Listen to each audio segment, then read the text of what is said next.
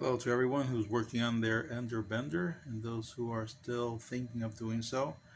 Take a look at the video. You'll see it's not that hard, and all you need is an ender and you can continue forward. So I made this video previously. Unfortunately, I noticed that, as you can see, my camera, which actually my phone, moves a lot, and I didn't like the way it was turning out, so I deleted it and wanted to restart this again. I will use pause so that way you don't sleep while I try to install these parts. And usually Murphy's Law says when I start to install these things, it's going to give me trouble. Plus, I need both hands. So to avoid picking up the phone or the camera and putting it down and up and down and up and down, I'll just pause. So last time I stopped here, I did something to this. I had mentioned I was going to put ferrules on, which I did. There's the ferrules on them. The thermistor cable I did not break. I left it as is. I was able to power this up sort of like remotely with the motherboard power supply, and it was heating, so it's good. The temperature reading was fine. The thermistor is fine. So today's video, my goal is to put the brackets that goes in the back here, 1 and 2, right? Also place the bearing that goes across it. The two 2040s I'll go up, which are those two over there, and I'm also going to place the stand-ups. So I'm going to pause this. I will do some tricks here, not tricks, but really it's assembling these things. For example, I'm going to put these. I already have these on. These are 5mm by 8mm. So these are relatively short. And I'm going to install these here. This one goes on this side, and then the other one right here goes on this end. So I'll be installing those two. Plus I'll be installing those two brackets. I already have them installed on the 2040. I'll place that on the 4040s soon. So I will pause, and when I come back, you will see part of it assembled. Alright, word of advice when you put these on, this does come with a hole here. You can barely see it. It does come with that, so you can put a bolt and the T-nut. But looking at Ike's video, and there's a good point, don't put that on, because if you need to adjust this, there's no way to reach this screw or this bolt because the belt will be around it.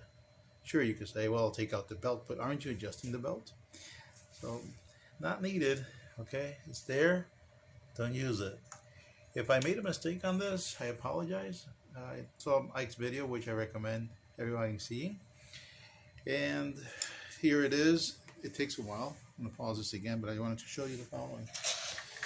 When you install these, right, the T-nuts, don't place them in this position. Put them downwards. If you notice here, right, I mean, it's hard to say, but what I'm trying to indicate is the following. Reach for a nut here. Instead of having it this way, right, or since I'm talking about the upper one like this, put it this way, okay? That way it slides in and you have a lot of more wiggle space. Then once it passes through here, just bring it down. What I did was I pushed it down. I did not tighten it. And I'll do the same for this one. I already took out the bolt on this side. Is place this. This will go flush right here. And I'll bring this part back up so it can meet with this piece here in the back, okay? So again, place the T-nuts downwards so you can slide in through there. Then put this part lower. Then I have to put it all the way down just a little bit. Then put this bracket on, flush with this, and then gently bring this upward and then tighten. Remember, you'll have one on each side here and two on the inside.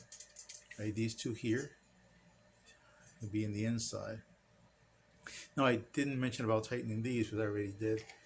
This bracket is modified, so yours will only have one bolt here. Mine has two. but I decided to modify that. Okay, and also it has two underneath this bracket here, which right now it's loose, so I have to tighten those. Right, so I'm going to pause again and we'll continue on. Now we're back. After some struggles with the nuts and bolts and T-nuts, I have this assembled. Next step, let's go with the rollers over here. I'm going to show you how I'm going to place these rollers. There's two bearings, they go inside, so it's important that you have this in the right way. The bearing goes in, out, and they stay there. Okay, and also you have the roller and the shaft.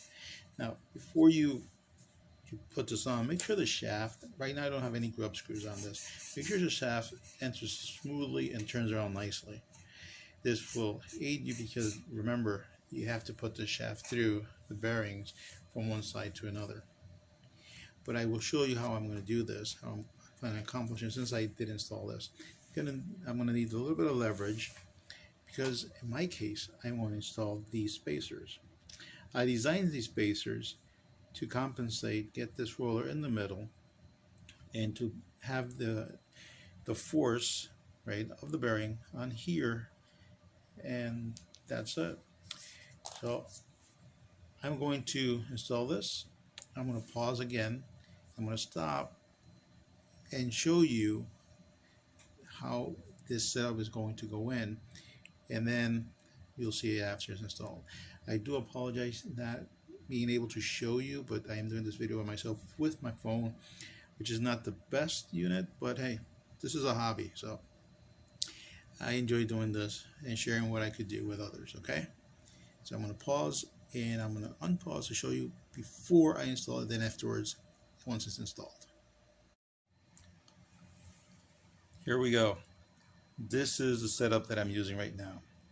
If you prefer, you could remove this bolt here and pull this out on both ends, or you could do what I'm going to do, only if you're using these little spacers or something similar to keep the roller at a distance, radical distance on both ends.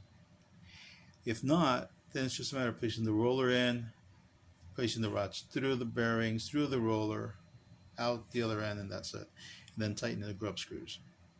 But in this case, I'm not doing that, so I will show you how I'm going to install this. First, I take the shaft, put it through this hole here, put the bearing on, then I place my first spacer. The shaft then goes all the way through the roller until it comes out, then I place the second spacer. Spacer is right now flush with the shaft, or I should say the shaft is flush with the spacer. Next thing, I'm going to bring this over as so.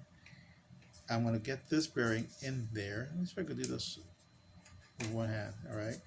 Then I can do more. Then we're just going to push this a little bit to the side, this and this to the side, making sure the bearing goes in, and it'll be a snap. If you're good at mechanics, you know what I mean by that. Then just put the shaft right through it. It's important that the shaft goes not only through the roller, through the hubs softly and turns around. This one right now doesn't have any grub screw on it. It's also important that it goes through both bearings. I purchased these in two, the shaft. The second shaft is not present because it does not fit. It's a little bit oversized. And I thought I lost it, but I'm doing a test and I just figured out where I placed it. As I'm talking with you on this video, I put it in the freezer. For those of you who might guess why, yes, exactly. See if I could shrink the diameter and see if I could place that bearing, but I am not going to use that shaft. Remember, I'm not going to place the printer inside a freezer. So I'm going to pause this. I'll be back in a moment. Like I said, I'm going to put that bearing in there. Open this, put it in there, this end, and we'll see. All right. And not that I'm stealing Ike's line, but bada bing, bada boom. I say that every once in a while. It's installed. All right. So the shaft is on this side, barely noticeable. Barely noticeable. Here it is. See. And there's my two spacers in there. So Rolls nice. I haven't placed the grub screws on. That'll come later after I put the heat shrink on this to sort of like rubberize the roller. Now, what's the next step in this? You gotta, I'm going to turn this around. We're going to work with the front part. If you have both parts printed, this is the one with the stepper motor, which I'm not going to install the stepper motor yet because I have an issue. And I placed the T-nuts and the bolts in there. I think previously I mentioned that the ones in the back were 8 millimeters. I take that back. If I recall correctly, they were 10 millimeters long. These are actually 8 millimeters, the ones that are installed here with the T-nuts. The one that goes in here are going to be, I have them right here. Those are going to be 12 millimeters. Okay, just to make sure they have a good enough grip. So I'm going to install both of these, both ends. These are designed so you could place the Allen right through there and tighten in the back here. So I'm going to pause and you'll see this installed in a few microseconds. And as magic, here is installed both sides. Tip, do not tighten these yet. Alright, why? We're going to place the 2020s here, and you might need some wiggle space to make sure it fits in correctly. Then eventually you can square this off, make this flush here. You won't see it, but the 40/40 extrusion right here, make sure this is flush, so it doesn't end up being twisted or anything. But for now, leave it loose. It has all 4 bolts on each side, and I'm ready to put the 2020 extrusions in. Now, these are the parts that I printed for that. It goes on the top. But when I use these walls here, they sort of like collapsed, or they bend it inward. Yes, they would get tightened, but it bended, and I'm not too fond of that. Not saying these are wrong. These are the ones that they designed and placed, and I respect that. But then I redesigned it to make this one. So maybe it's a bit of an overkill. That's me. So I redesigned this. Still the same concept, nothing different. I had to make this file work for this particular build, and I think it did. So I'm going to install these. These enter precision, and we'll see. I want to install these. Remember, this one goes on this end because of this tab here, and it's going to go underneath the 2020, which is this one here and here. What I do is I sort of like align this here to the side, then I bring it straight. Oh, look at that, it just actually fell in, and then I can tighten it. All right, so I'm going to pause this. I'm going to push on both sides, and we'll continue. If you're wondering how I place these T-nuts in, I just let gravity help me. Drop them in there, I push them in, and then once I see them through the hole, there it is. This has a little bit of it's a little bit magnetized, so it doesn't help me too much. I'll grab another one quickly. So you push this in when you see it through the hole, right? You just drop the bolt in, and you tighten it. Easy peasy. Don't tighten it completely yet until we have everything in place. Then you can square it off and make sure it's tight. All right? So there we have it. 2020 going up, installed, bolts. I need to put one here. I'll put that in a moment. Same thing here in this end. Then this extrusion goes on top. You have your original. If you notice, mine only has one hole because I actually sent out for 2020 extrusion. I cut this myself and I drilled the hole where it belongs. I have a little jig that makes it possible. I'm only placing one instead of two. I don't think I'm going to need both of them. I do need one on each side. Make sure this is straight. And that's it. So I'll be placing the screws on in a moment. And I'll be tightening all the rest and call it good. The other thing I need to place there is also the screws on the side here, which I haven't. I'll put that later off camera. All right. Okie dokie. Here we have it. Top portion installed. I need to place screws here, then get this squared out before tightening it. Avoid that gap. That's why I would recommend don't tighten these things. Sure, you could tighten the 2020 to the base if you're comfortable with that. Don't tighten the four screws on each side until you actually have this well set and straightened out. So if you think you need, like for my example, if my thought is that this gap is too much, I'm just going to loosen the bracket all the way here on each side, just in case it was a little bit slanted upward. This needs to be 45 degrees and everything's set for 45 degrees.